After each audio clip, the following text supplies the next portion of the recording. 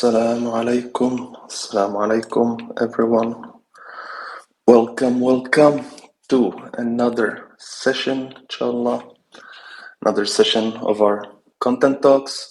Bismillah ar-Rahman ar-Rahim. This content talk today, inshallah, will be about the video the brother Shahid did like 4 days ago.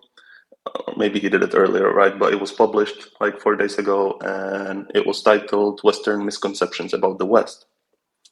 And in the video, Brother Shahid specifically focused on, in the first part, right, he spoke about this interview, and then he tried to address, right, the role of women, the misconceptions that are related to the role of women in the West, the perception of women in the West, their role or how they view their role, right, the freedom that are associated, what is the understanding of freedom in relation to women's rights, in relation to how they portray themselves in the society, how they should portray themselves, the freedom of violence, the freedom of regulation, right, the freedom of, economic superiority, all these illusions, all these misconceptions. So I don't want to go too much into detail now because, I'll let the video speak for itself.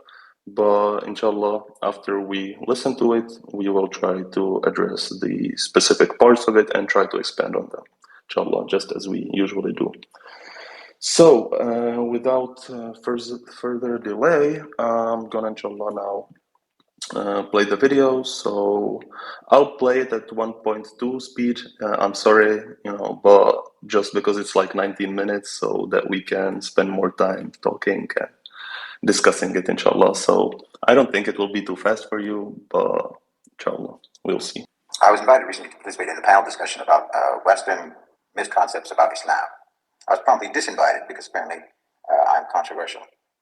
I did hesitate actually to accept the invitation in the first place because I told the host that I'm not strictly speaking a religious speaker. He had a number of da'is and comparative religion debaters who were going to be on the panel, and I figured they would be sufficient for their discussion. But anyway, I did accept the invitation, the momentary invitation, because frankly, I wanted to redirect the whole inquiry. Because in my opinion, this whole proposition is misguided. I don't see any point in correcting Western misconceptions about Islam generally, when in fact their misconceptions about their own so-called civilization are much more debilitating for them. I think that's much more serious. If you can correct these misconceptions, then I think Islam can pretty well speak for itself.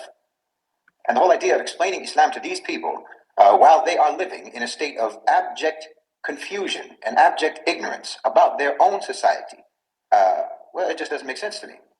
In fact, I think it just contributes to their delusions about the West, because it presupposes that they are in some sort of a position to judge another civilization, another belief system. We're supposed to explain to them in a way that will align with their completely inaccurate understanding of who they are and what kind of a society they live in and what kind of a so-called civilization they come from.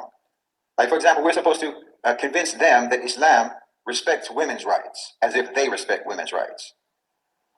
We're supposed to assure them that Islam does not oppose liberty as if their society does not oppose liberty. We're supposed to tell them that Islam is not violent when they are the most violent civilization that has ever plagued this earth.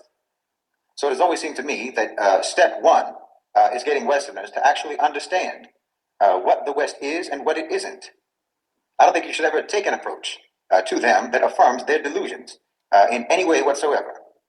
I mean, how are you going to get someone to understand the truth about your civilization when they are completely immersed in falsehood about their own so-called civilization? Like, I'm supposed to convince you about the moral rectitude of Islam while you are the least moral so-called civilization in history? No. You need to know yourselves. You can talk to each other about women's rights, but you can't say anything about that to anyone in the global south. When you talk about respecting women, where it's like Diddy talking to his mother or something, talking to someone who doesn't know that man, who doesn't know what he does, who doesn't know how he behaves, and who just thinks the best of him. No, the global south knows what you did and they know what you do. You wouldn't get to know the BTK killer by talking to his wife and family or his co-workers or the people at his church.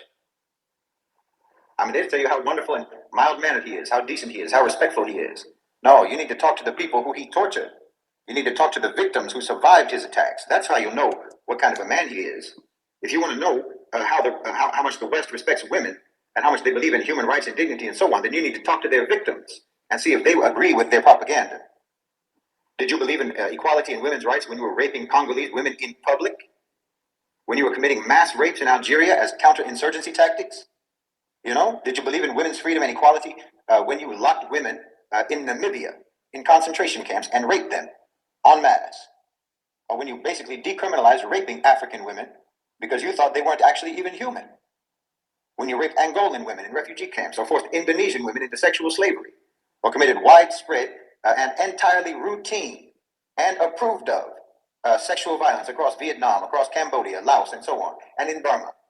What was that? Feminism? And when you raped Filipinas en masse, writ large, where were your sophisticated values then? I know I'm not talking about ancient history. Yes, you did it in colonial times, and you've kept doing it ever since. You never stopped enslaving women, raping women, murdering women in the global south. You never stopped doing that. You were doing it in Iraq, you were doing it in Afghanistan, and in Haiti, and in Bosnia, and in Syria. Yes, in fact, when you all calculate your rape statistics, as bad as they are, the way you calculate them, you fail to include all of the rapes that you commit overseas. When you put together how many of your own women get raped and assaulted in your own country, you should actually add to that all of the women that you rape and assault in other countries. You know, you talk about immigrants coming to the West and being criminals, but you never sent anyone but criminals to the global South. All your Western Enlightenment colonizers, all your praise the Lord and pass the ammunition missionaries, all your God bless America soldiers, all your degenerate businessmen, your so-called best and brightest that you sent over to our countries, who came to our countries to civilize us and Christianize us, to save our women from oppression and misogyny and our backward ways and our backwards cultures. You only sent over rapists and torturers and murderers. That's who you sent over to civilize us. Well, I don't know how you can even have the gall to pretend that you ever cared about women's rights, when all that you ever showed us in terms of women's rights is that you think you have a right to our women. And that's not even mentioning the misery of the woman over there in the West, while you raise her from childhood to be an object, just a decoration to be enjoyed by all and sundry. You teach her to conform to the ever more degrading societal standards, to wear revealing clothing, to be a sex object, to be eye candy. And then you have the audacity to claim that you believe in women's rights and equality. I mean, even your female Olympic athletes, who are the best at what they do, you require them to dress like pole dancers in their competitions. And all you do is ogle them, look at them and gawk at them instead of appreciate their discipline and hard work and training and skills. You know, you created OnlyFans and taught your women that what you truly value is degeneracy. You know, she could go to school, she could get degrees, she could become a doctor, she could become a lawyer, should become an engineer or a CEO, but she'll never get rich faster than if she gets naked on camera and defiles herself for strangers. That's what your society rewards women for. You know, a stripper can make more money than an executive. You're teaching them what you want them to do, what you want them to be, because your whole system denotes value exclusively in terms of pay packages. So you are implanting in women's minds and imposing on women's psyches that this type of behavior is what makes them valuable in your society. You know, more than half of the women in your society, more than half, feel pressured into performing abnormal sexual acts that they're not comfortable with just because their partners have warped their brains on pornography. So now they expect their wives and their girlfriends to act like porn stars. Meanwhile, most of those porn stars are out of their minds on drugs and numb from childhood trauma. But you want normal women to act like that. And you're mad if they don't. 87% of college-age women report being compelled to do these types of abnormal things sexually that they don't want to do because of your great feminist society. Girls as young as 13 say that they feel pressured to try to look and behave just like women in pornographic videos. 13. And because you dismiss the necessity of marriage, promiscuity has become normalized in your culture, making women feel compelled to become sexually intimate much earlier than they're comfortable doing. And they make you feel like something's wrong with them if they don't do it. And then you gaslight them into thinking that this is freedom. You gaslight them into thinking that this is women's liberation. You're psychologically abusing the women in your society on every level. 69% of girls in the 5th to 12th grades report that magazine pictures influence their idea of what they're supposed to look like. 45% of women report feeling pressure to try to achieve a certain body shape or a certain size. And 1 in 5 women report that because of this, they experience body dysmorphic disorder, wherein they think that there's something wrong with how they look. They think there's something wrong with how Allah subhanahu wa ta'ala made them. If they don't look like a supermodel in some magazine or look like a porn star in some video. You know, you claim to believe in women's equality, but the data shows that women in your society are still objectified and still marginalized. 60% of women report feeling pressure to try to dress in a way that is socially considered to be attractive or sexually attractive by societal standards, which just means showing men more of their bodies, exposing more of themselves to men. 45% of women report feeling that they need to show more skin and show more skin that they're even comfortable showing in order to be considered attractive in your society. Look at what you're doing to women. The media perpetuates this culture of objectification, with women being depicted in revealing clothing in 70% of advertisements. Now, women are exposed, on average, to 5,000 advertisements per day. And 70% of those advertisements feature women in revealing clothing, meaning you are constantly messaging to women that they have to be as undressed as possible if they want to be socially acceptable. That's your society. So, of course, your women are suffering. They're suffering from psychological consequences. The psychological consequences of these types of pressures, this type of gaslighting and manipulation. At least 1 in 5 women report experiencing anxiety or depression due to the pressure that they feel to wear revealing clothing that they don't want to wear.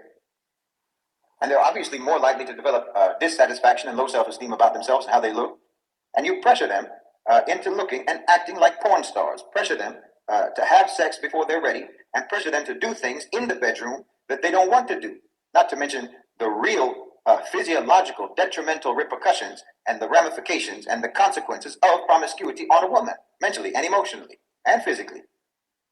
That's why your women are the most depressed, the most neurotic, the most medicated, why they have the most anxiety, the most stress, the most mental and psychological illnesses, because they live in the most woman-hating society in the world. And you still have the nerve to expect us to assure you that we care about women. Everything about your civilization declares your utter contempt for women. I'm telling you, you don't know who you are. You don't know what you are. You don't know what kind of a society you live in. You live in a world of lies. Forget about trying to correct your misconceptions about Islam. You have nothing but misconceptions about your own so-called civilization. It's not a civilization, it's a hallucination. And it's absolutely comical, the extent of your lack of self-awareness about your own culture, about your own society.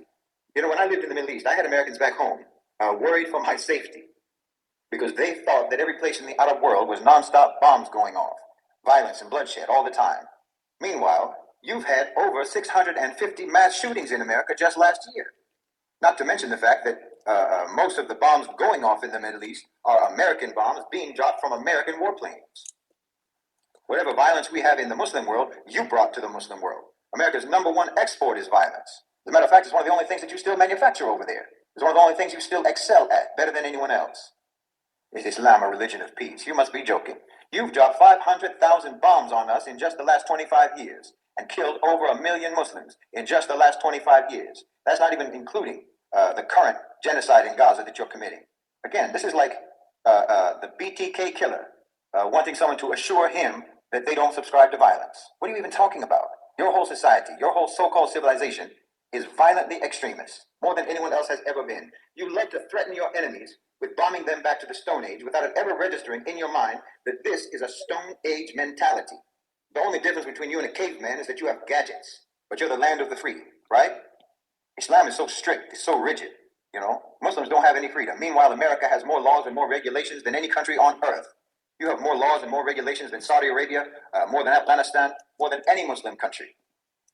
You can't even remodel your kitchen in America if you're a homeowner, which you probably aren't. But if you are a homeowner and you have a kitchen and you want to remodel your kitchen, you can't even do that without a permit. You have to get a permit to remodel your own kitchen. Your government decides what food you can eat, what food you're allowed to eat, what food is legal for you to eat. Meanwhile, they allow genetically modified foods, fake foods, foods with all sorts of additives and chemicals and what have you. And a farmer, you know, who grows food on his own land, he's not even allowed to sell food to you right from his land, right from his farm, right out of his crops, fresh, without FDA approval. He even needs government approval to give you an apple from a tree. Your government even decides how hot your shower is allowed to be. It's absurd. But of course, you'll defend all of those laws. You'll defend all of those laws because you'll say they're there to protect you. Okay, if you say so. But you don't have a choice, do you? You don't have the freedom to not follow those rules, do you? We have a comparatively minuscule set of laws, most of which are self-imposed. With no external monitoring, no external enforcement, we follow them by our own conscience. But what you mean by how strict and how rigid we are, what you're talking about is basically all the sins and the debauchery that your government does allow. So that's actually the freedom that you're talking about. You're talking about the freedom to be uncivilized, the freedom to be primitive, the freedom to be hedonistic. And that's what makes you, in your mind, more civilized than us. The freedom to be uncivilized. You think that makes you more civilized. And somehow that makes sense to you. I'm telling you, your society, your so-called civilization is playing you for a fool. They're even fooling you about your own prosperity. I mean, take the United States, the richest country in the world, right? But just look at different states in America.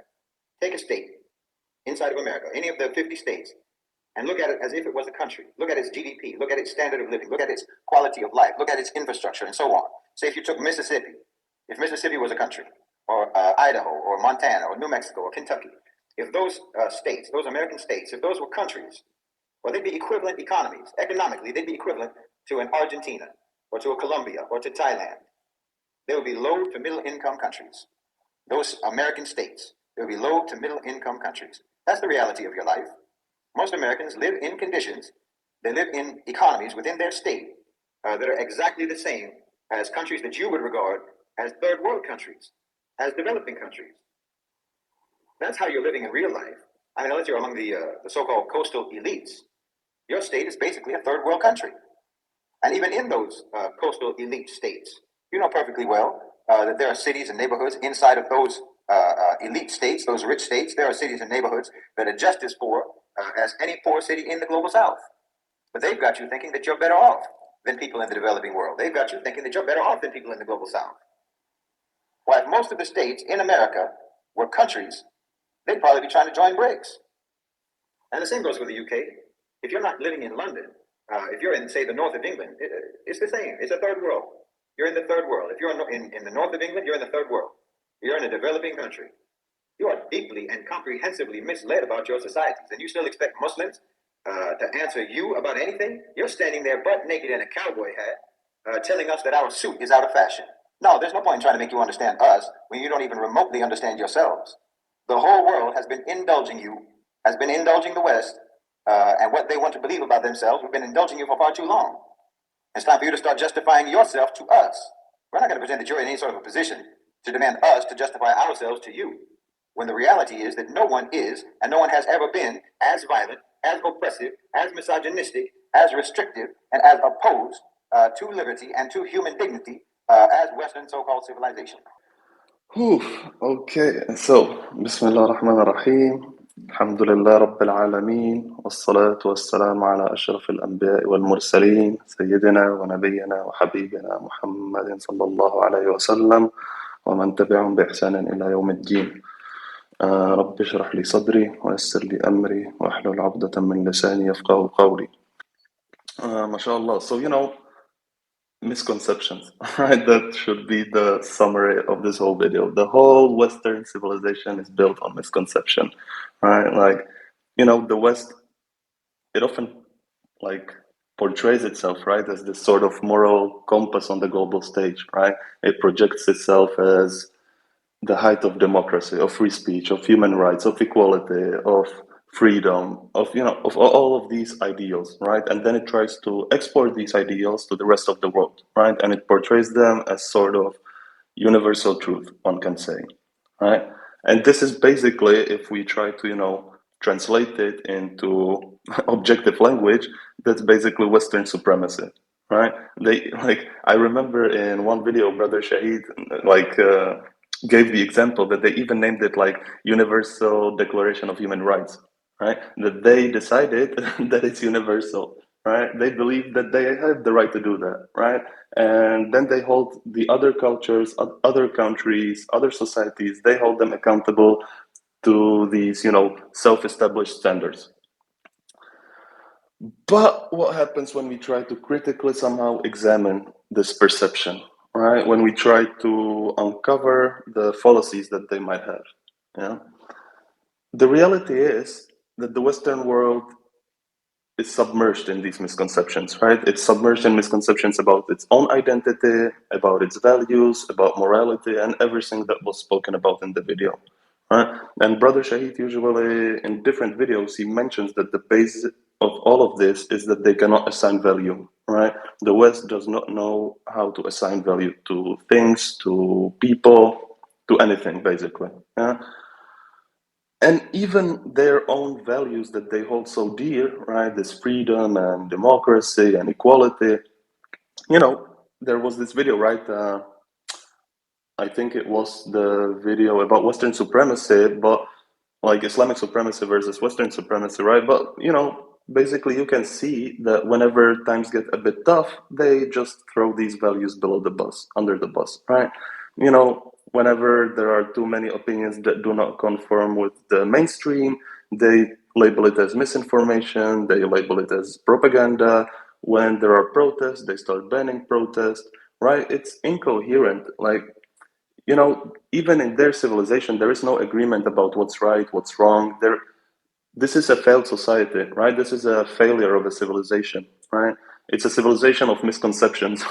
And as Brother Shahid mentioned in the video, it's not a civilization, it's a hallucination, right? They have misconceptions about belief systems. They have misconceptions about the values. They have misconceptions about morality, misconceptions about women, about democracy, about violence, about free speech, about race, about, capitalism, liberalism, economics. Every single thing that you can think of is a misconception. Yeah, they presented it some way, but when you try to uncover the reality, try to look at it objectively, you will see that they never cared for these values that they, say they care so much about.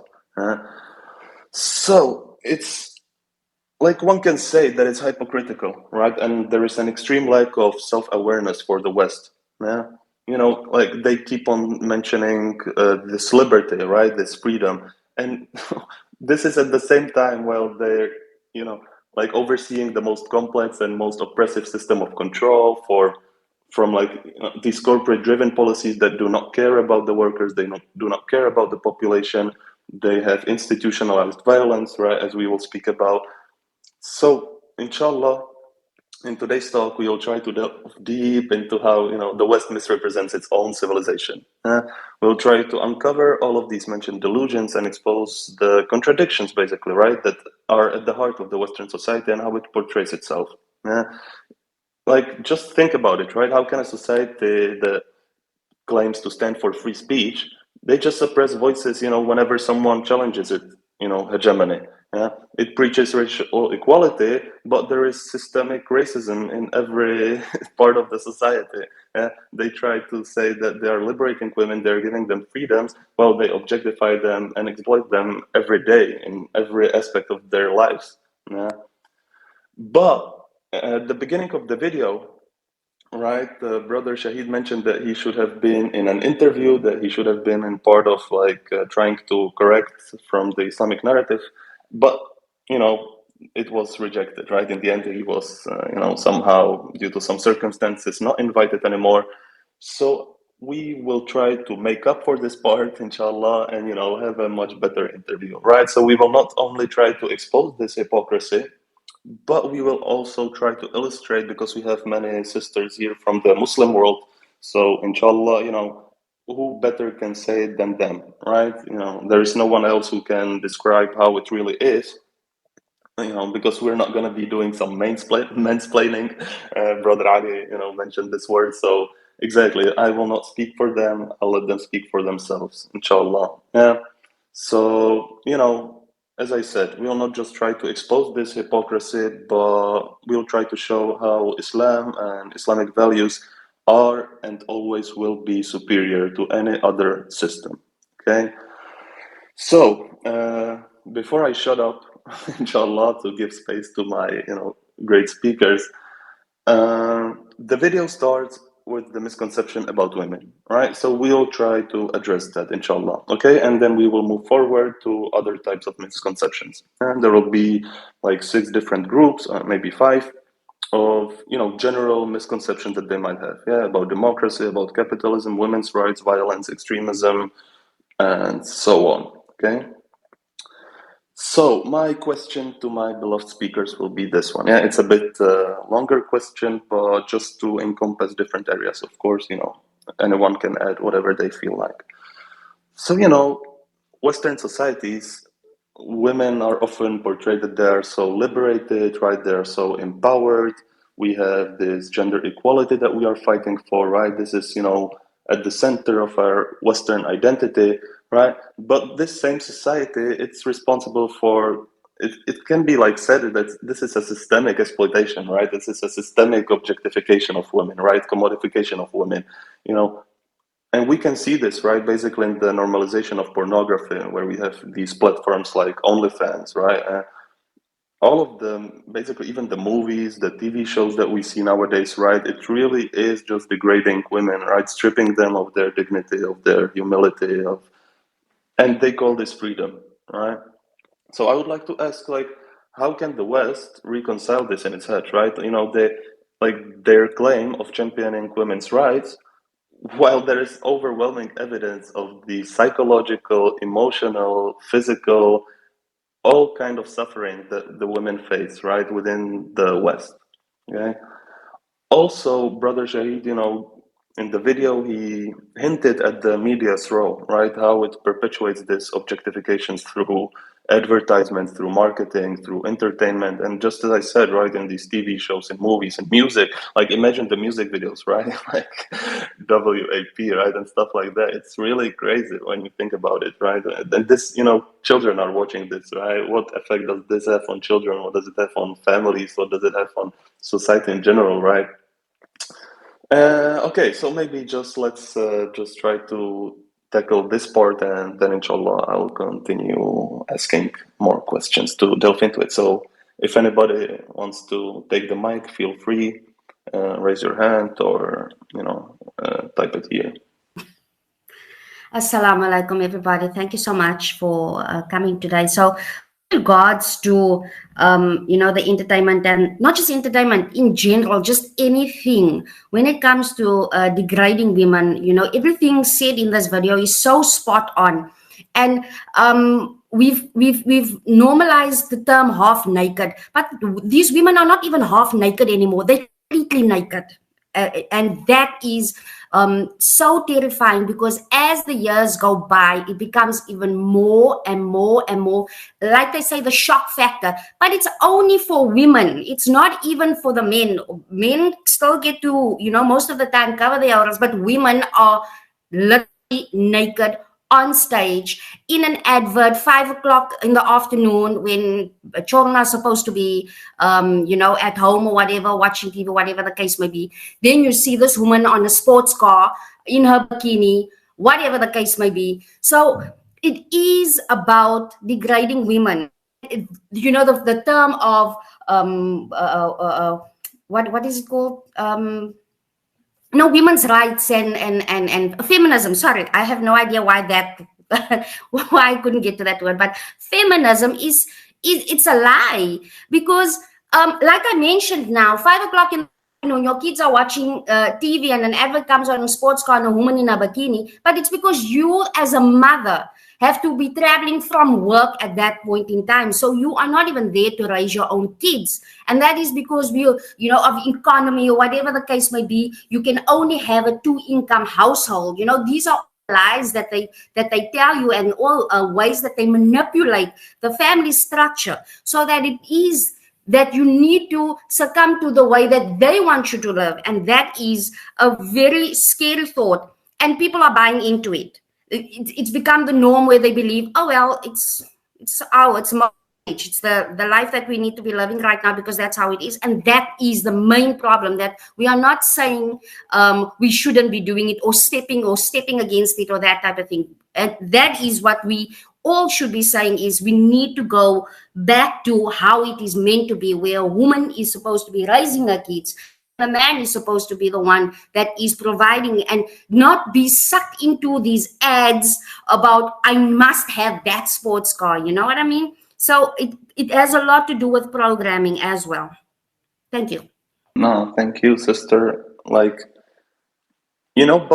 this contradiction, right? They claim that they are championing women's rights, right? But all of the evidence points to being not the case, right? So I wanna like ask, how do you think, like, what is in their head, right? How they can claim these things when in reality no one upholds these things, right? Like, what is this psychological state that they're in that they're able to say, yeah, you know, women's rights and we are fighting for it, but wherever you go, women are being oppressed, being objectified. They're just, you know, like it's crazy, right? In the workplace, in the street, in the marketing, in the advertisement, everywhere, women are just being used as an object, right? If you know, and even like this was seen very much, right, when they banned the niqab, for example, in France, right? Basically, and they say that the niqab, you know, makes the women not invisible in a society, right? Like basically, when you know you don't show your legs or you don't show your breast, you are invisible for them, right? Whenever you hide yourself from the eyes of, you know, from the pleasure of my eyes, right, you start to be just invisible. Yeah, that's like what they tell you. That's, you know, what actions speak louder than words. Assalamu alaikum, everyone. I hope that Okay, you can yalla hear sister. me because I'm literally traveling in a car, but so I'm only going to speak very briefly, and I just felt I had to say this. I live in the United States and have for 66 years. And in this country, you must realize that the Valium and other mood altering, mood stabilizing drugs that are marketed primarily to women, it's a $1 billion business. So you must understand that it isn't that women with clear minds are accepting the objectification. They are drugged just to get through the day. I am not exaggerating at all. I have been in rooms full of women in which I was the only female who was not on a drug like Valium or some other relaxant prescription medication. I kid you not. It's just considered normal. I am considered abnormal because I don't take any.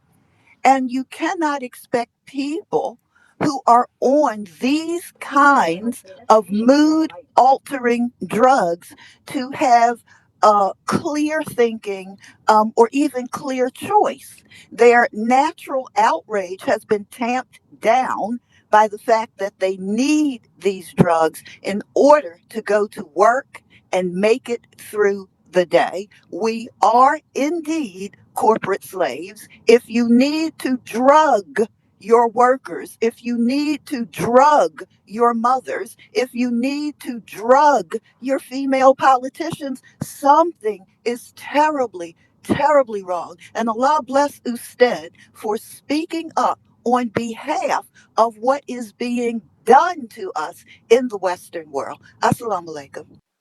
Alaikum assalam, Sister Wahida. Thank you very much, especially you are in the center of it, right?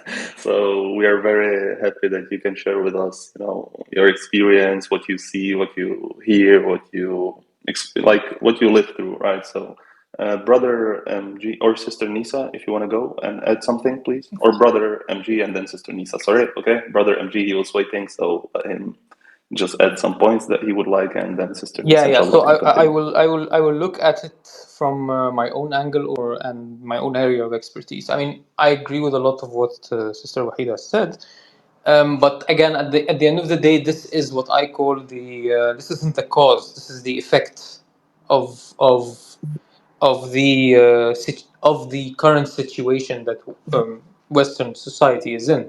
We have to go back to the roots, and the roots here is, again, we're talking here about the environmental factors, the social evolution factors that are involved. Just as we said before, we're talking here about the way the origins of Western society is actually from ancient Europe, and even more specifically, not Mediterranean Europe particularly, but actually Nordic Europe. And when we're talking about Nordic Europe, we're talking about also a harsh climate, a harsh environment, also the way values were also the way the religious values were taught were a bit different than the rest of the world. A lot of these values are emphasized on survivability because of the harsh weather conditions, and so the emphasis on a lot of societal norms that we find normal because we are Muslims, because we come from particular parts of the globe where we grew up, is can be considered from their angle abnormal. It was only when Christianity um came to the continent, and then even later Islam came to the continent, that things started to be more, how you say, more disciplined within their society. But at the same time, if you go to pre-Christian Europe, and particularly the Nordic part of Europe, at that time it was very survival oriented. Also, the culture of how you say nudity and not being modest, it was prevalent there. So this is not something that is how you say it's not something that is novel. It's more amplified as a result of the hijacking of the the planet economically by the OCGFC, who were more oriented towards the West. But it is not something unique. It is something that has existed, but it has been suppressed for quite some time. And yeah, that's all what I can contribute with. Shukran, Habibi. Sister Nisa, please go ahead. I actually like that Sister Wahida brought up the issue of drugs. Obviously, that is, the so-called legal side of it, Valium and all these mental health medications. But if you are not on those drugs, especially in America, there's this culture of consuming or over-consuming intoxicants like alcohol and illegal drugs. In fact, they have, I think it's called a needle exchange program, where drug addicts can go and exchange their dirty needle for a clean needle because they need to be safe. And, the fact of the matter is that they're not putting emphasis on solving the actual problem, which is drug addiction.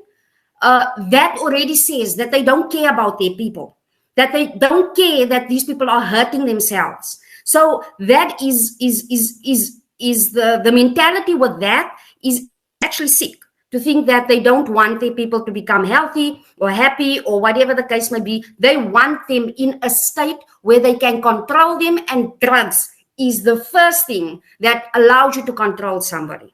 Assalamu alaikum wa rahmatullahi wa barakatuh. Can you hear me? Alaikum assalam, brother. Alhamdulillah. Yeah, I mean, the question was about, if I recall, the question was about how they're able to get people to believe this, that they're, for women's rights and women's liberation and so forth, when the data and the observable reality is the complete opposite. I mean, this isn't something new or unique with regards to women and the way they treat women. They lie about everything. I mean, they literally lie about everything. Everything that they say that they're doing the opposite. You can look throughout any aspect of Western society, especially American society. They call oligarchy democracy. They call war peacemaking. They call oppression liberation. The way the power structure views the domestic population in America, the way they view the domestic population isn't any different than the way they view and the way they treat populations abroad, the way they view them and what they want from them, which is degradation, humiliation, exploitation, and subservience. This is what they want from people, from the population, whether it's populations in the global south or whether it's their own domestic population. This is what they want. The methods and the tactics and the techniques might change, but the objective is the same. And so they have to lie about what they're doing. They can't just say openly, we want to degrade women. We want women to objectify themselves. We want to maintain our primitive lifestyle that we've always had, just like Brother MG was saying. We want to maintain all of that. No, they have to cloak their subjugation of people, whether it's women or the rest of the population in one form or another. They have to cloak that policy of subjugation in the garb of liberation, and they have to cloak their dark age mentality, which has never been updated. They have to cloak that dark age mentality in the words and the ideas and the terminology of the Enlightenment.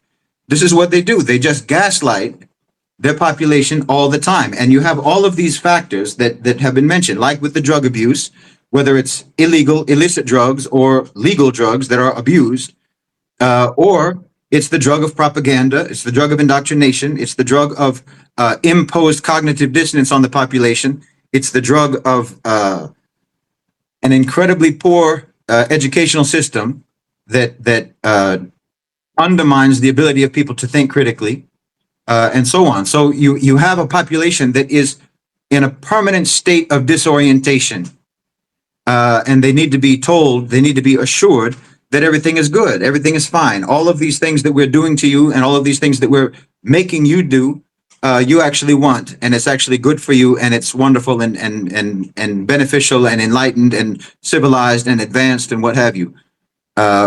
And you're not supposed to ever look objectively at the real data and at the real situation, at the real world that you're living in. You have to be, it's like Plato's cave. They just project something on the wall, and you think that that's what reality is, because you can't bear to face the reality that you're actually living in. Subhanallah, exactly. Sister Iman, I saw your hand up. Yeah, salam alaikum everyone. I wanted to agree with Brother MG and Brother Shahid on what they're saying, because I wear the hijab. I'm part of the global south, but I live in the UK, and I see this happening as a young woman. I see this type of indoctrination not only reaching Western women, but also reaching women of color, women from the global south, women who are Muslims and everything. And I do believe that we can always link it back to absolutely everything, and it doesn't have to only be about women, because when you see this type of indoctrination and propaganda, you realize that the biggest tool that the West uses is the manipulation of language and the manipulation through language. So like Brother Shahid was talking about, making you feel like you're free when you're not actually free and all this kind of stuff, what they do is they use antonyms, the definitions of antonyms, to tell you you're free or you're desirable or you're this or you're that. And I think the general idea is that hearing the same language all the time since you're a child will form an idea of what your life should look like as you grow up. So I've seen a lot of, I've had quite a few hijabi friends who have taken off the hijab because they feel completely and utterly undesirable, because the idea of being desirable in the West means to be unclothed, to show your hair, to show your beauty, and that's the only value that is assigned to you. And it's detrimental to Western society, well, to society as a whole, to the fact that women have no value in any way, shape, or form, but believe they do, but realize that the only way they can actually get this value is through taking off their clothes. Like what Brother Shahid was saying in the video, especially, he was saying the quickest way to make money is to go on OF, to go on OnlyFans, right? So no matter how many times they say women in STEM, women have done this, if the first person to create a computer was a woman, the end point is that the end goal is always going to be, well, you're going to have to objectify yourself first. To get this good job, you're going to have to objectify yourself.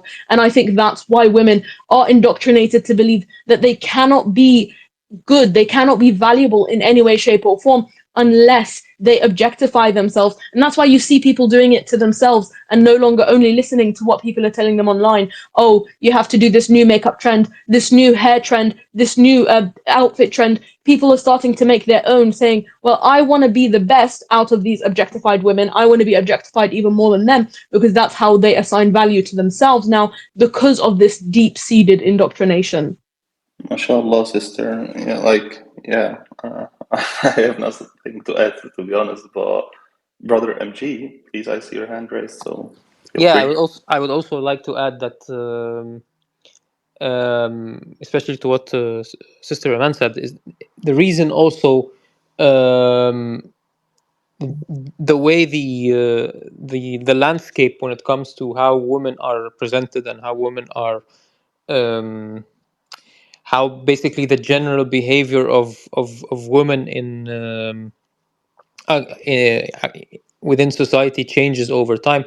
A lot of it has to do with capitalism as well, and a lot of it has to do with the fact that we have a capitalistic system that makes the margins of doing other activities that are not noble bigger than activities that are noble, uh, definitely within the corporate sphere, but also outside the corporate sphere. And that has to do also with the way the system has taken control of the media and emphasized and given attention to the masses on what they should be focusing on. So instead of, for example, scientific innovation, engineering, the media has shifted that into more hedonistic activities. So there's that. The second thing also is that a lot of it has to do also with how Western media portrays women, but also I would say a big, almost the biggest, the biggest, as well as much of a responsibility is shared with what people call the da'wah sphere or uh, the Muslim televangelists. The way they market Islam to the communities drives a lot of people inside the community away from it. The way and the method and how they do it, uh, unfortunately, it doesn't bring people to Islam. It does the exact opposite. So they share a very very big responsibility on that, and that's all I have to say. Yeah, and exactly. And this brings me to my next question, which is like, how does Islam, because you mentioned this da'wah and so on, Islam gives us a balanced approach, a balanced role for men and women, right? How does Islam provide a solution to this crisis of women's exploitation in the West? Yeah, assalamu alaikum. SubhanAllah, when we talk about American on a political level, we always say the words, usually their accusations are confessions. So they accuse Muslims of being oppressive to women at all time. And once again, the same applies here. I mean, Islam has had Allah subhanahu wa ta'ala has legislated women's rights via Islam nearly 1500 years ago. I mean, women have the right to inherit, they have the right to vote, they have the right to choose their husband, the right to choose what to do for work. All these things were legislated in Islam.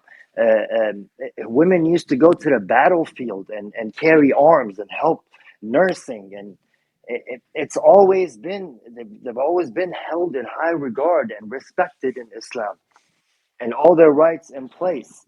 The very first instance of any legislated rights in a so-called Western democracy, I think, was New Zealand in 1893. Women in America had to fight for the right to vote as early as the late 1800s, early 1900s. Once again, all their accusations are confessions. The feminism didn't come out of our world. Feminism came out of the West. Our women have been pleased. Our family unit has been held together. Our society has been cohesive and functioning, and women are very respected. And they tried to export feminism to us. They tried to, and instead we're looking and we're seeing their women turning to us and their women putting the hijab on. And look at what feminism has done. It's gotten, once again, with the extreme mentality of Westerners, with the lack of self-awareness, it's come full circle where it's created resentment between men and women. And now we've gone from feminism to red pill. So if they go and look at Islam, they actually have the grounds for everything their society needs to flourish. This is why we always give Islam as the medicine to everything wrong with Western society. This is another example of you think something about yourself, you think something about your society because you've been fed a line. You've been fed a line of propaganda about how liberated and how wonderful your society is for women, such that you can't even look in the mirror. But let's look at the actual reality of the societies that we're talking about. You know, in 2020, there was a report by the Global Entrepreneurship Monitor, which said that women in the United Arab Emirates, women in Qatar, women in Saudi Arabia have some of the highest rates of entrepreneurship in the world. In the United Arab Emirates, in the UAE, women make up 42% of all entrepreneurs. Now, you tell me about your place. You tell me about your society. Are women 42% of all entrepreneurs? In Qatar, they're about 40%. In Saudi Arabia, entrepreneurship rates among women have increased by 50% in just the last 5 years. In 2019, there was a report by the Boston Consulting Group that found that women in the Middle East, the oppressed Middle East, and the oppressed North Africa control an estimated $1 trillion in wealth, with women in the UAE, in Saudi Arabia, and in Egypt holding significant proportion of those assets. Women in the UAE have an average of 30%, they hold an average of 30% of the country's wealth. What about your society?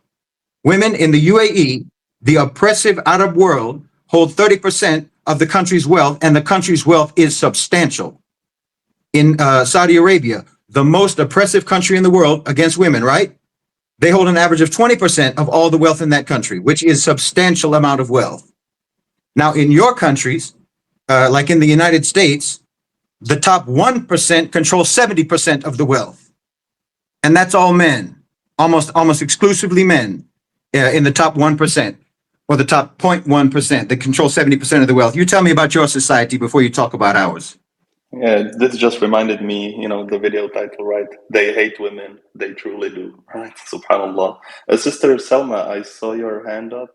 Please, if you can just unmute and speak whatever you wish. Assalamualaikum warahmatullahi wabarakatuh. Yeah, I mean, like, there's a few, things that I would like to add. It's like scattered as always with me. Like Shahid mentioned, like they can't even look at themselves in the mirror and talk about who they've had as, female heads of state. When I mean, the first Prime Minister, female Prime Minister of the world. The female Prime Minister of the world is a Sri Lankan woman. Bandaranaike was the world's first Prime Minister. She was in 1960. Okay, the rest of the world have no issue with having their women take up leadership roles. It's just that the West has a certain projection and perception of their own women. They have a expectation and projection of women from their own, I don't know, misconstrued sick notion of women. And so if they don't recognize what they've always known about women, which is through the lens of hatred, then they can't recognize the virtues and values that other societies attribute to women, because they're not capable of it. They're not capable of seeing it. So it's just laughable for me as an Indian Muslim, and someone who's been born and raised in the Far East. It's hilarious when they talk about women's right, like with a clipboard, going around judging everybody else except themselves, like they have the benchmark and ideal pristine condition for women, and it's anything but. And what about the fact that women actually have agency? They want to do what they want to do. They don't recognize that.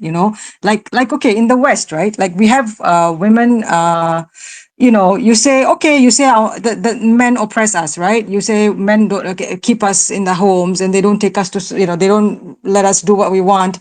So okay, we have women in the West, and you're free, right? Okay, fine. We go to school, we study, we get our qualifications, we get our degrees, and we also all of that has not diminished our religiosity. We still wear our hijabs. We still remain Muslim. We are in your Western societies. We have retained our identities. And then you come and tell me that now I can't work because I have hijab. So who's keeping me in the home? Our men?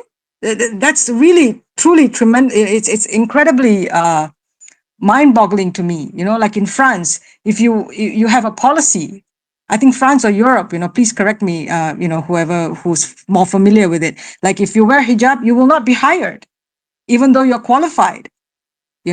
It's just startling. Just look at yourselves. Basically, really, the West, every Westerner has to look at themselves. And then for that person who's commented in the comment section here about Saudi women and again, women in the Middle East not having had leadership roles or whatever.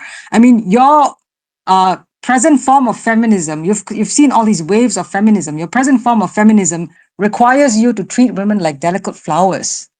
Because there's something in the comment section about guardianship, You're literally talking about women in that manner now. Like they're delicate flowers that need to be taken care of, like every little thing must be, carefully measured when in the way you talk to women or treat women in the West, to the point where you can't even comment about, basic things like, if a woman looks like hey, you look pretty today, that's harassment now. It's really ridiculous that no one has to answer you about anything because you don't even understand who you are and what your society is, and really what a miserable state your society is in with regards to normal rights. I mean, you lie about, like I said, you lie about everything, and you lie about everyone, especially who's better than you and who does all of the things that you claim about yourselves, who do all of those things better than you, because they come from a real foundation of belief, a real foundation of a genuine regard for rights, a genuine regard for human dignity. So we've been doing it better than you, literally for centuries. And you just took a few pages out of our book, a few pages out of our civilization, and tried to apply it to yourselves without reading the whole book, without taking the whole thing. So you're doing it wrong, and you're never able to do it properly. So all you do is lie about everyone else. I mean, and again, it's not just unique to women. You're doing it for everybody. The same with say African Americans. You pretend like they never did anything in your country. Well, you wouldn't even have air conditioning in your country if it wasn't for African Americans. That was invented by an African American. Helicopters invented by African Americans. But you lie about everything. You don't want to believe that any of the people that you're oppressing do things better than you and are actually more civilized than you. But the fact of the matter is that the very fact that you are oppressing them is in and of itself the proof that the people you're oppressing are better than you because they're not the oppressors. Absolutely, and I just wanted to add on to that. You said that really perfectly, both of you. I do want to add on to that the fact that a lot of Westerners associate Islam with being uneducated, which is literally a contradiction in and of itself, since the first university was created by a Muslim woman in North Africa. So it doesn't make any sense for people to say that.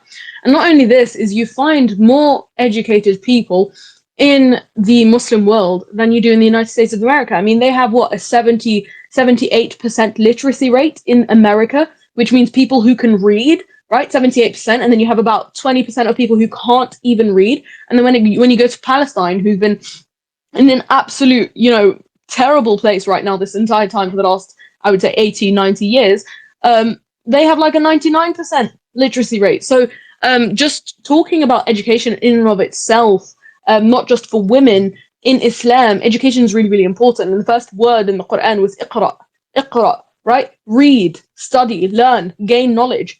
Knowledge is really, really important in Islam. And the reason why I bring this up is because when there was this big uproar in what was going on in Iran, everyone in the world was like, oh my God, everyone should take off their hijab in solidarity. And I wear the hijab, like I mentioned earlier, and I was in my education center, and I was told to take off my hijab in solidarity with Iran, and people were telling me that I'm oppressed, when they're the ones who are quite literally being violent towards me. The only time I'm ever oppressed by this is by the Western people. So they feel threatened that I don't allow them to tell me what to do with regards to my own body. I don't allow them to assign a value to me, just like you said, they don't know how to assign value. I don't allow them to assign that value to me. And they see that as a threat because I'm not conforming to this ideology that they have about what a society should look like, because essentially telling women what to do and how to do it and how to live their lives in the way that they do it, in this sort of oppression of women that they have, which they disguise as freedom, is quite literally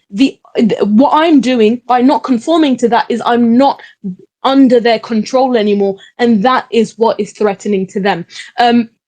Islam actually provided me and all the Muslims with a framework that respects my own dignity and protected me from all this type of exploitation that we're seeing in this society. And so I wear the hijab for many different reasons, as a representation for Islam, as a modesty, for modesty and everything. And we're valued as Muslim women. And the reason why I want to bring it back to education is because as Muslim women, we are valued for our intellect, for our brains, for our character, for our piety, rather than just our physical appearance. And that is what they find to be very threatening in the West, because I choose to cover myself. I don't do whatever they want me to do. And this I see for myself is a rejection of their narrative and a rejection of their idea of liberation, which is quite literally a paradox in and of itself. Because I'm rejecting their idea of liberation, they want to oppress me even more,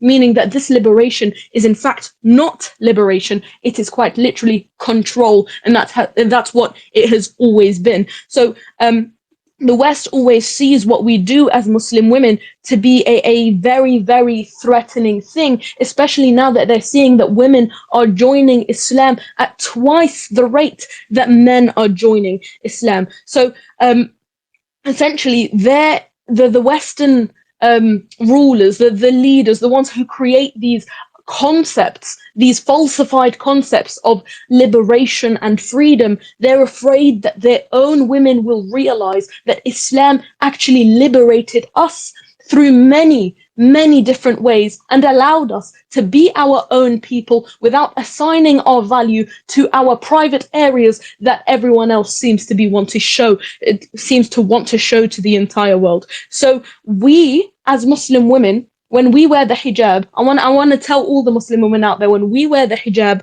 we are making Western women question their own objectification. And I've seen this in real time. I've seen this in real life when Western women would ask me questions about this. Oh, but I feel insecure. I feel insecure unless I show myself in a really extravagant way, and I look amazing, and I look like this and that.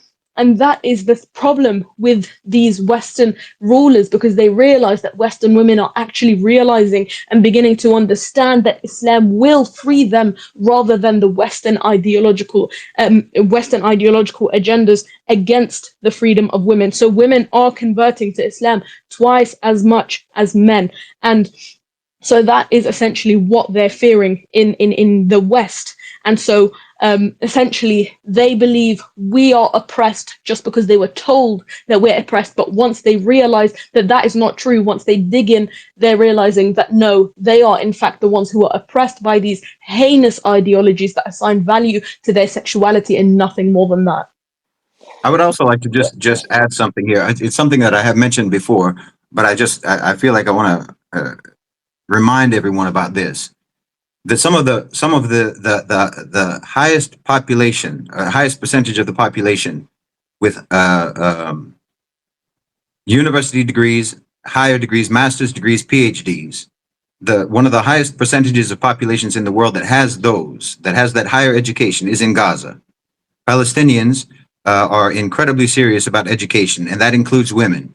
25% of PhD holders in Gaza are women. They have 25% of the degrees, and you're bombing them, and you're murdering them. You're decimating them. You're committing a genocide against PhD holders. You're committing a genocide against certified genius population of people that are absolute geniuses. I see this war criminal, David something, he's proudly saying that he served in Vietnam and served the U.S. Criminal terrorist forces around the world, and he's proud of that fact, and he's laughing. And that shows you what kind of person that is, and what kind of a society that is, and what kind of a so-called civilization that they come from.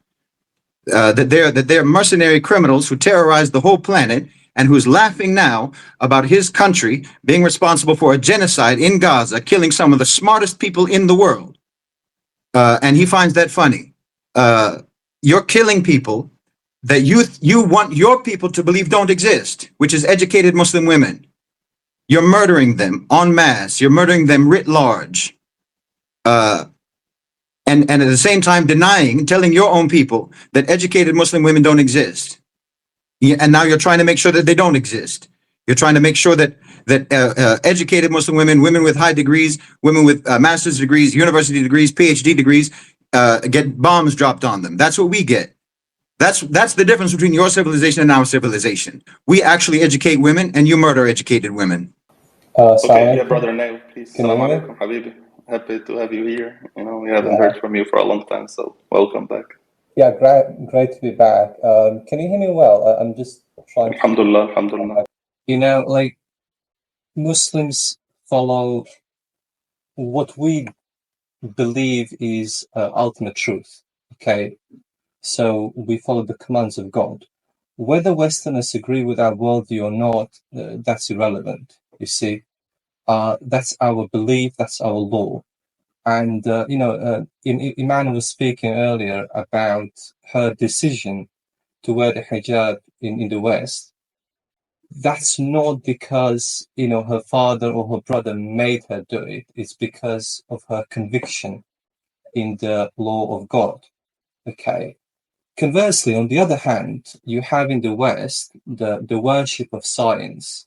So your society tells you that scientific research determines the best laws, the best policies for social cohesion. So your societies, they tell you, progress the more the so-called science progresses.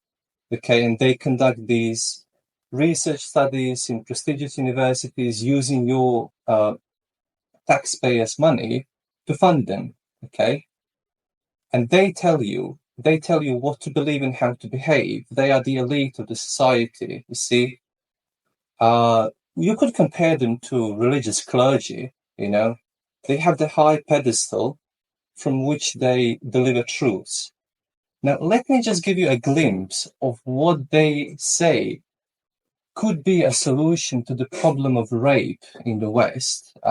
This is an article I found by Hueshengao and Petrova from, it was cited in the Journal of Law and Economics from 2022. And the title of the article is, Do Prostitution Laws Affect Rape Rates? Evidence from Europe, so from your society.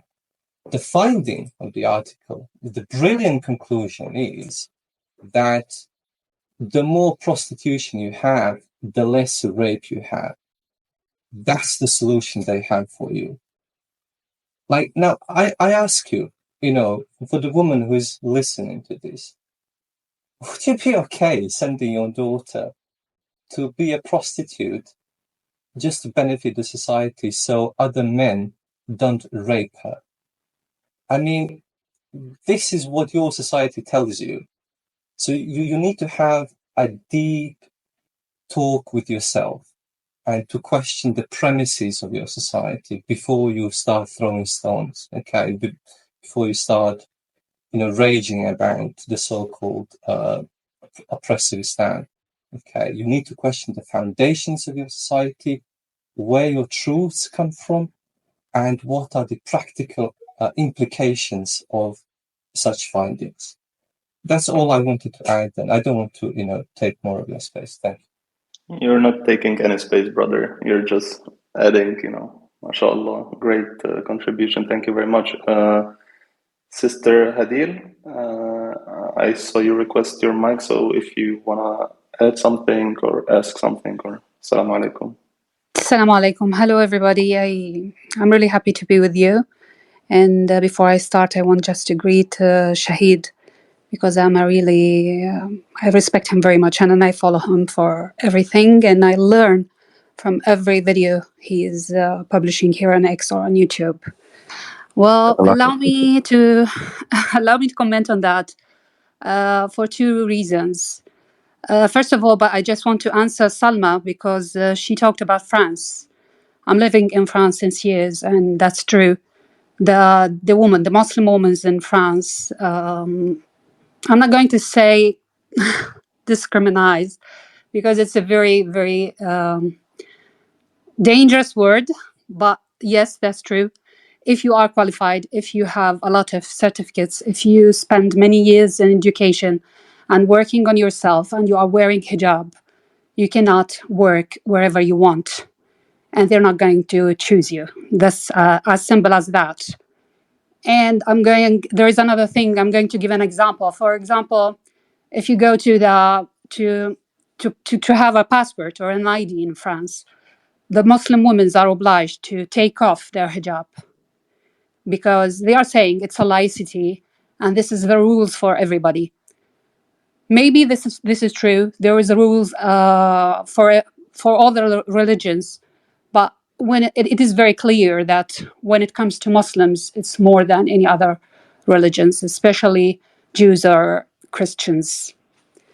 Now, what I want to add, I always say something that the misconceptions in general when it's happening here in Europe, and allow me to speak about Europe because I'm living in Europe.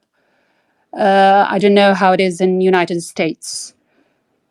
The people actually are misunderstanding between the difference between the religion and Islam itself and the traditions. So most of the time when I talk to people, I when they have a misconception or they have something false about, and they believe that it's coming from Islam as a religion, I start to talk to them very slowly and let's discuss it. Tell me what do you think, and I will tell you if it comes from Islam or it comes from religion, from culture or traditions, because this is really serious. I'm not defending my region because I'm coming from the Middle East. I'm Palestinian from Gaza Strip.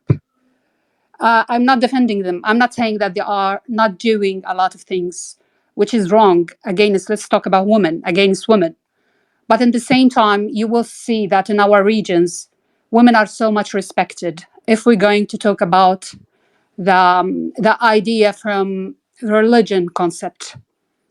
So it is really important that when I find, I'm doing that personally, and I really wish everybody who's listening here, especially women, to do that you need to listen to the other person in front of you to understand where's the misconception is coming from.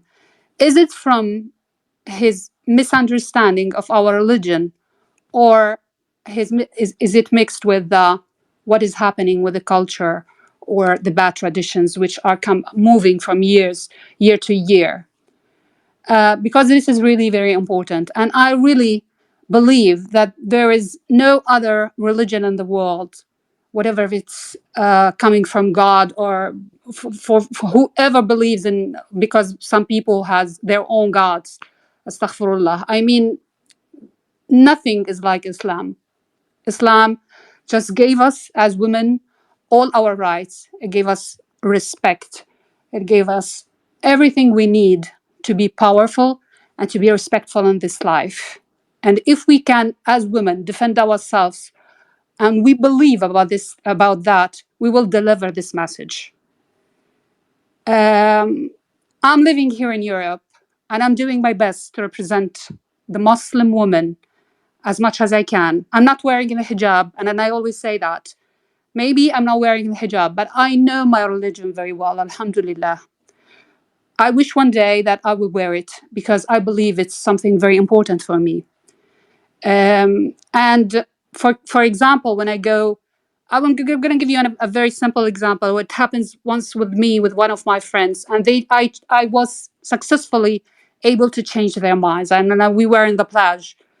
And as you know, the burkini in France is forbidden. So I didn't swim actually because I didn't just want to swim. And they told me, Hadir, why you're not swimming here because you're not able to wear burkini. And I said, no, because I really respect my body. And I'm a Muslim woman. I'm not going to uncover my body. So you just go enjoy your time and do not think about me. So they said, no, but maybe you're wrong. Maybe it's just you have just to wear it and you go to swim and there's no problem with that. And I said, yes, okay, I respect that you don't have any problem to go and swim with your swimming, with your maillot de bain in French. So, and please, I just want you to respect that I am not going to do it. Let's just keep it like that. Don't judge me for what I'm doing. I'm not going to judge you for what you're doing. And life is going very smoothly, and everybody is respecting that. I don't judge people for what they do, and I really request them all the time not to judge me for what I believe in and for the way I think, especially as a Muslim woman. And then I thank God that I didn't have any kind of problems until now, and wherever I go, I find respect, and especially in my cycle. That's all. Assalamualaikum, Sister Hadia. Yeah. Alaikum Thanks. assalam. Salam. That's all, and Thank you, I sister. really respect you all, and thank you so much for giving me the chance to speak. And again, thank you so much, Akhi Shahid, because as I said at the beginning, I truly respect all your videos, especially the last one you just published. Thank you so much, all. It's really part of their whole propaganda of their own population to demonize the Muslim world and to propagate this idea that Muslim women are oppressed. So it's very difficult for them to maintain that propaganda when you have hijabi Muslim women, professionals, educated women in the public sphere who contradict this propaganda. Just observably, everyone can see and interact with educated, professional, non-oppressed Muslim women who wear the hijab. So you need to try to get them out of society because it undermines your propaganda. So in a very uncivilized country like France, this is their approach. With regards to what you were saying about their whether their impression about Islam is based on some tradition or whether it's based on an accurate understanding of Islam or what have you. My position is that it always comes across to me like this. When we get comments, when Muslims get comments from Westerners, well, what do you say about this and that and the other? Or in the Muslim world, women are this, women are that. The Sharia is this and that and the other. What you're asking me is answer us with regards to all of the things that we tell each other about you. Defend yourself now against the propaganda that we tell each other about you.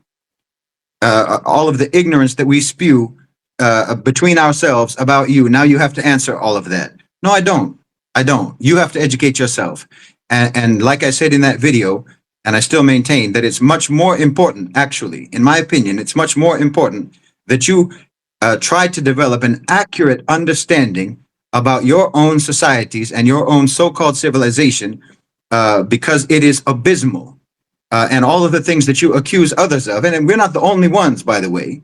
We're one of the main targets because we do, in fact, have a real civilization that can resolve many, if not most, if not all, of the problems that are plaguing this planet.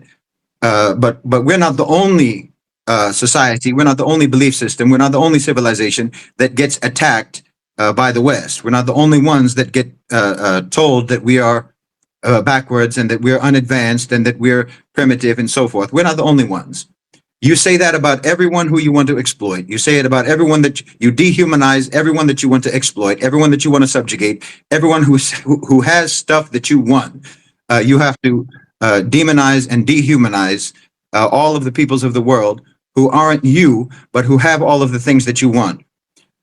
So you have to understand this about your own society. You have to understand this about your own so-called civilization. And as I said in the video, if you get an accurate understanding about how abysmal and how immoral and how amoral and how oppressive and how brutal and how primitive your actual society really is in real life, we don't have to do anything to convince you about Islam.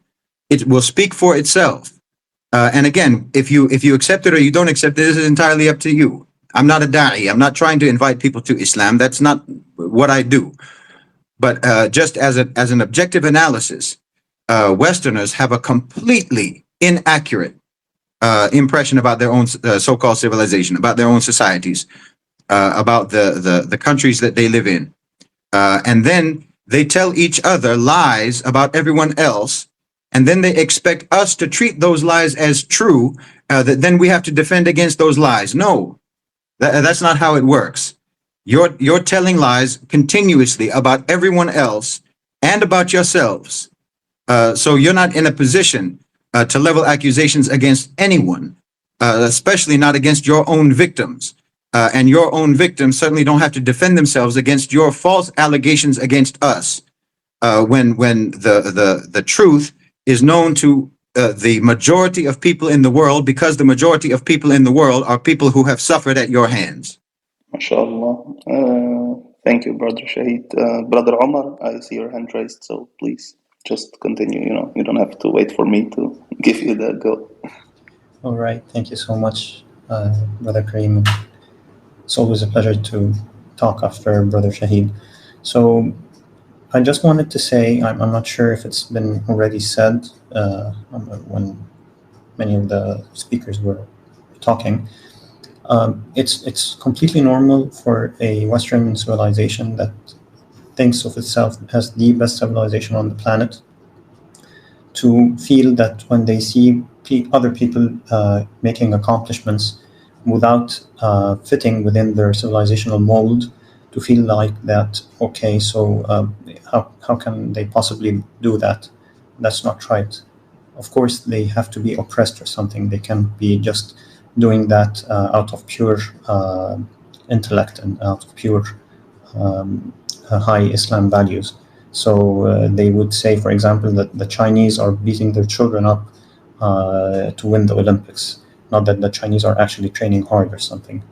And the same thing, I think, applies to women.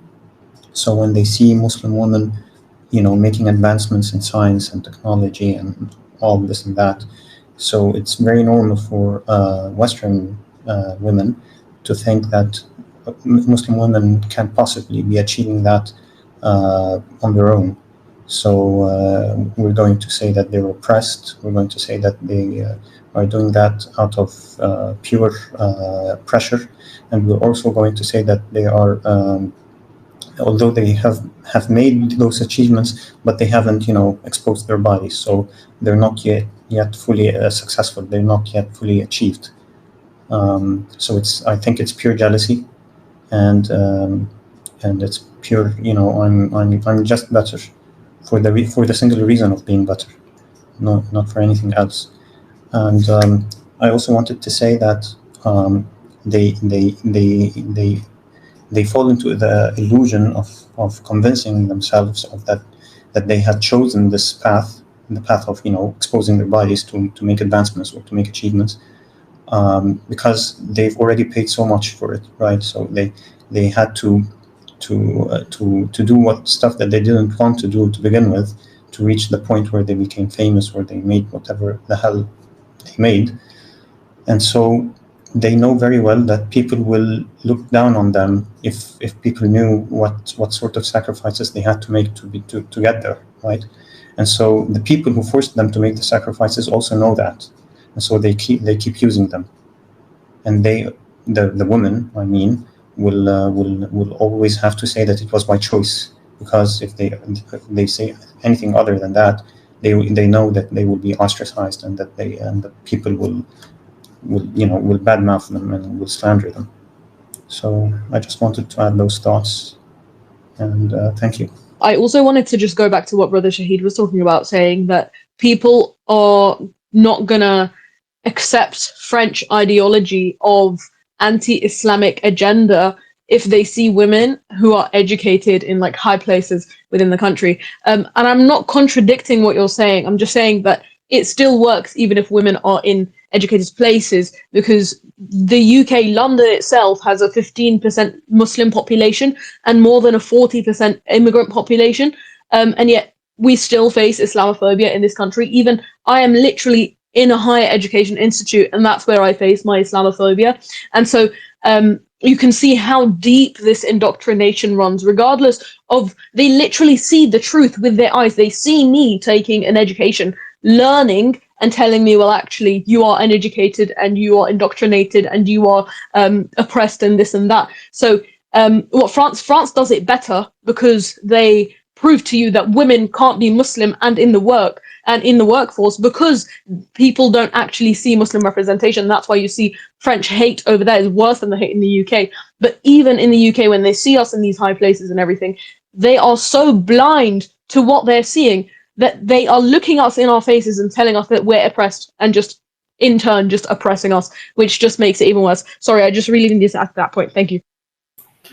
I would like to add that when it comes to the West and when it comes to women and women's rights and, not specific about the hijab, I mean, they are sick because the transgenderism movement where they want to make it seem that there's equality in the workplace, but then they put men in a skirt in that position. I mean, France that has banned the hijab, I'm not exactly sure what gender their first lady or not first lady, whatever it is, the rumors that are going around, there's always this constant confusion that they cause within themselves, within the world. And that is what the problem is with them, is that nothing needs to, or nothing is what it seems.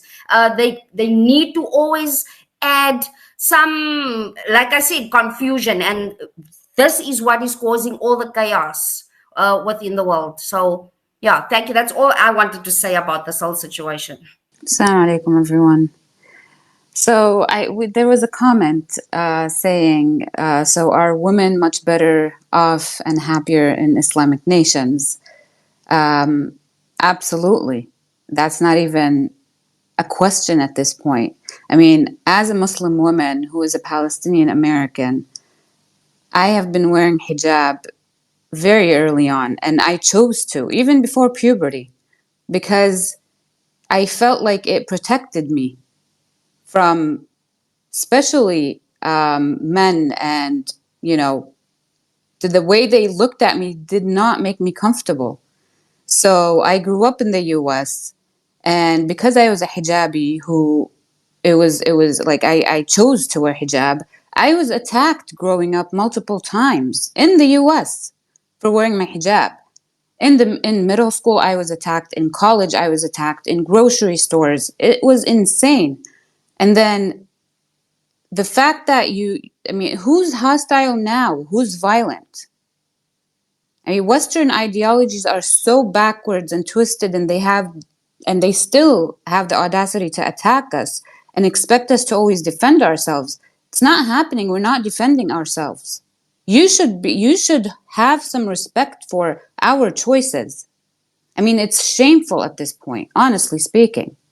So yes, to answer you, Sam Bailey, and whoever commented, yes, I've been living in the Middle East for 15 years now, and I will never ever go back to the U.S. They disrespect women. It's impossible to live in. Honestly, the West, and especially America, is impossible to live in. So yes, we are living a very happy life in the Middle East, but lay your hands off of our countries so we stay here, so we don't have to come to your countries, because we really don't want to. We have absolutely no interest in the West whatsoever. So I just wanted to say that. Yeah, I really do agree with you, Sister Haya. And my point that I want to make right now is most people who talk about the Middle East and Islam being exploitative of women are people who have never experienced Islam, who have never been to the Middle East, who have never lived in the Middle East, who have never lived in a Muslim community, who have never interacted with Muslim people. And those are the people who talk from an outside biased perspective, that they've been, the perspective that has been drilled into their heads to believe that Islam is a religion of terror and Islam is a religion that exploits women and la-di-da-di-da. And the thing is, right, well, I saw a comment saying, I'm all for Palestine, freeing Palestine, but I can't listen to this nonsense as acting as if Muslim women aren't exploited in the Middle East, la-di-da-di-da.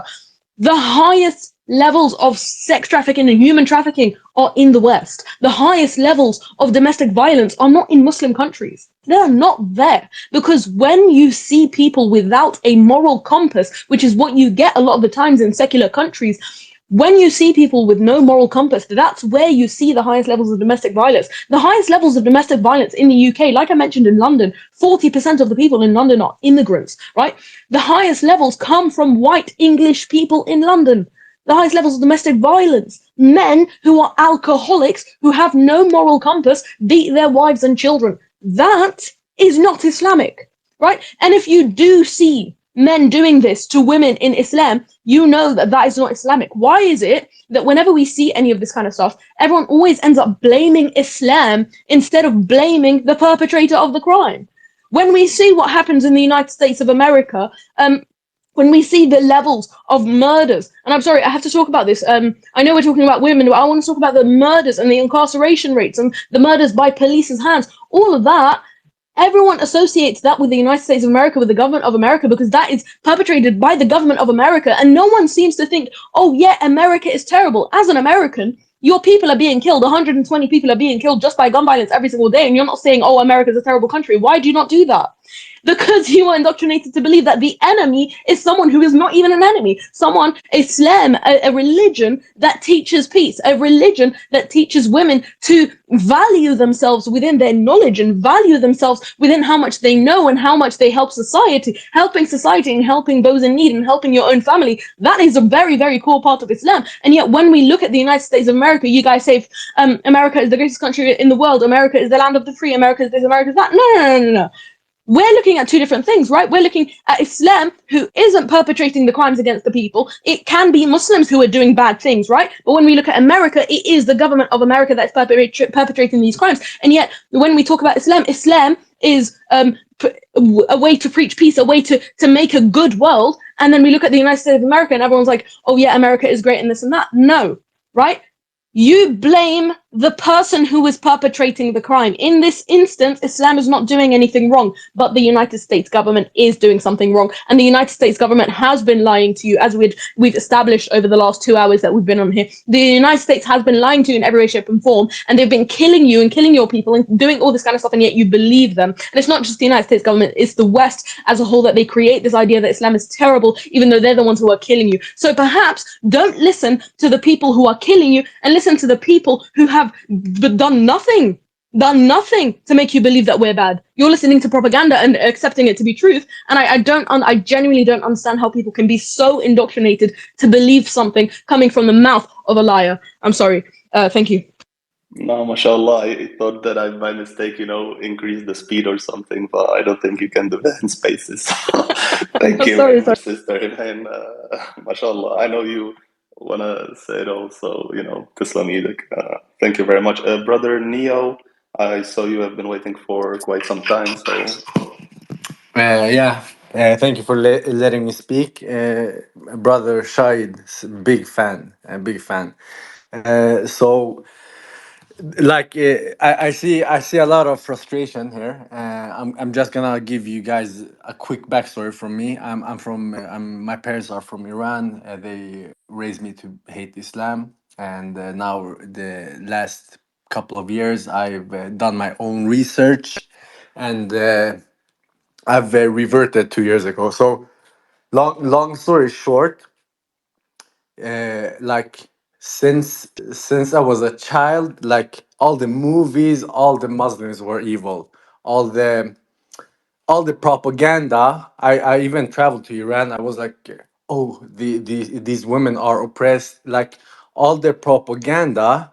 I don't know if we can really blame the Western people, because like this propaganda is so deeply rooted. Even like I'm gonna be honest, even for me that I've been a revert 2 years ago, even now, it's subconsciously when I see women with hijabs, like there is a percentage of me that still falls for the subconscious mind games and brainwashing, that I think they are oppressed. I am fighting that brainwashing, but I don't know if we can really like be angry at the West, because it's such a mind game. This goes back like 40 years. I don't know what you guys' take is on that. Sorry for my bad horrible English, by the way.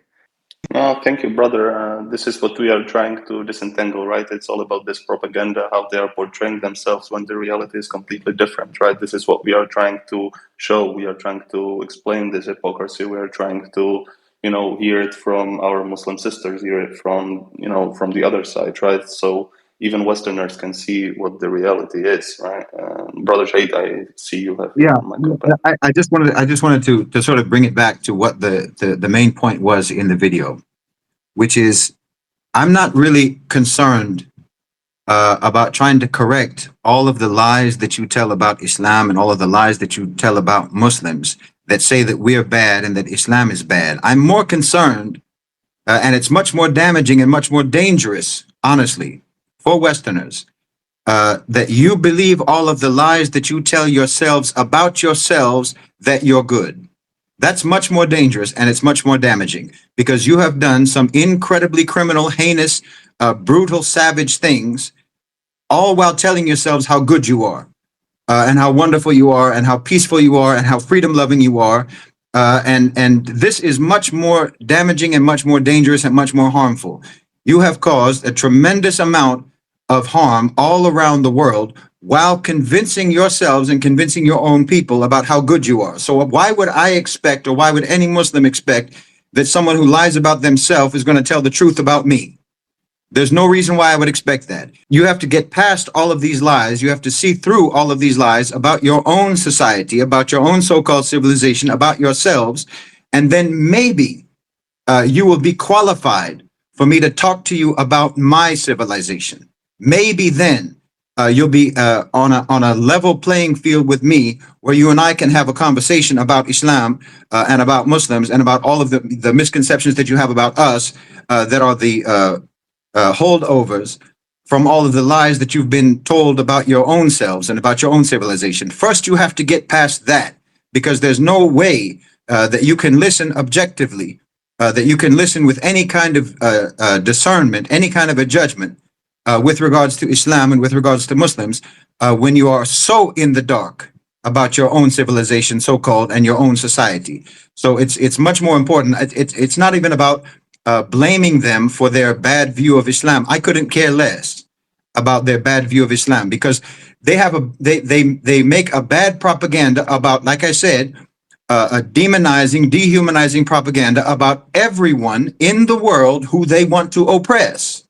Everyone in Latin America is criminals and bad hombres. Everyone in so-called Latin America are drug dealers and part of the cartels. Everyone in Africa is primitive and backwards and practicing voodoo or what have you. Everyone in China is just a robot bent on world domination. You tell lies about everyone that you want to oppress, everyone that you want to exploit, everyone that you want to subjugate, and we're just one of those groups.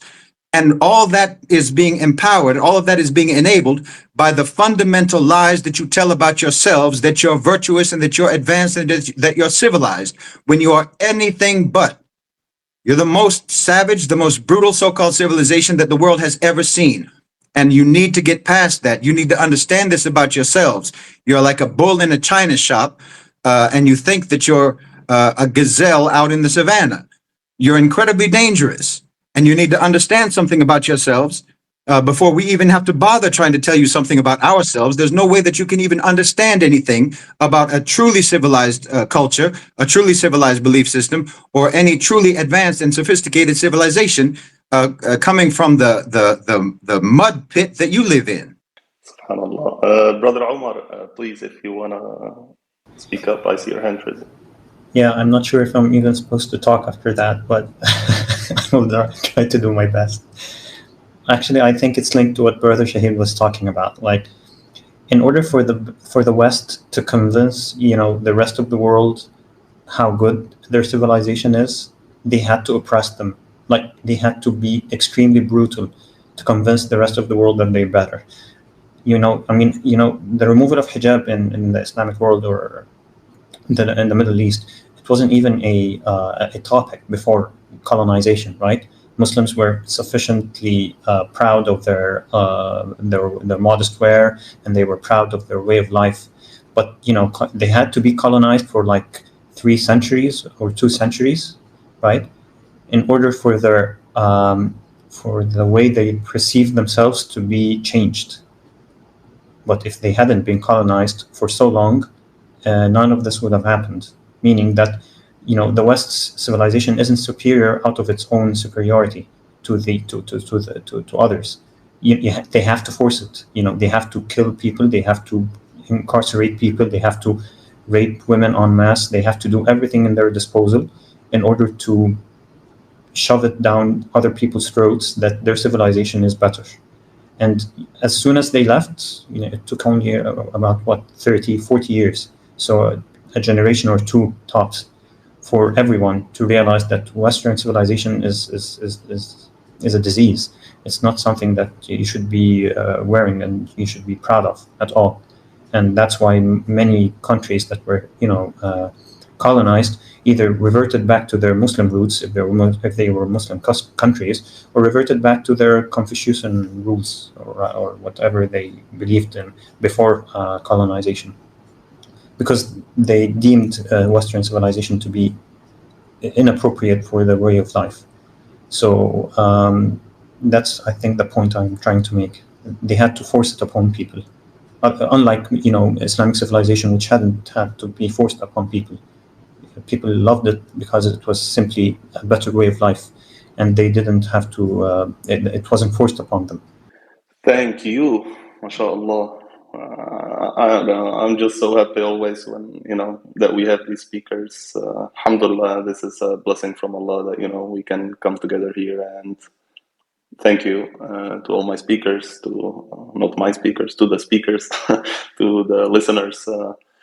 At the beginning when we played the video, right, there were lots of things to cover, right? And of course the video half of the video was about, how they perceive women and what they assign, the roles that they assign to them and so on. So I think we have extensively showed, what the reality is.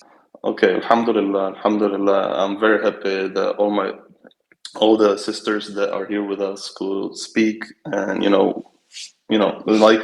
who else can tell us, right, what the reality is? So, and of course, brother Shahid, you always are so on point, and mashallah, Allah blessed you with a beautiful mind. So, alhamdulillah for that. And yeah, so there are some things that we could not cover today. It's been for 2 hours and we have sore throats. So I think that inshallah the rest of the topics, the violence, the misconceptions about violence, the misconception about extremism, misconceptions about capitalism, economy, freedom, free speech, democracy, liberalism, all of these stuff. Inshallah, we will try to cover it in the next week's content talk, where, inshallah, it will be just the same title with session number 2. So anybody who is here and who didn't get a chance to, speak, please, and who is also interested in, what will be spoken about in that content talk, feel free to join us. As the whole team, Middle Nation team, I would like to really thank you, genuinely thank you for being here, for spending this time with us. Anyone who came to speak, thank you also. Thank you to all my beautiful listeners, my brothers and sisters. Yeah, so inshallah, looking forward to see you all next week again, where we will cover the rest of the misconceptions. And yeah, thank you very much. Inshallah, see you there. Thank you, Kareem. Assalamu alaikum, Brother Kareem. This was amazing live. Thank you. Assalamu alaikum. Assalamu alaikum.